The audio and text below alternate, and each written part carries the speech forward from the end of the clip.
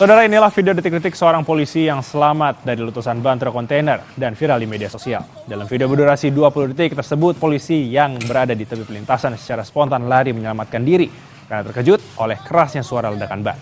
Beruntung ia tak mengalami luka akibat ban truk yang meletus tersebut.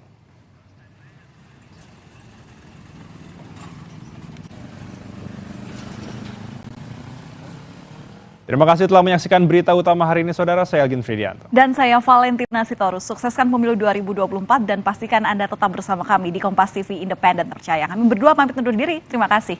Sampai jumpa.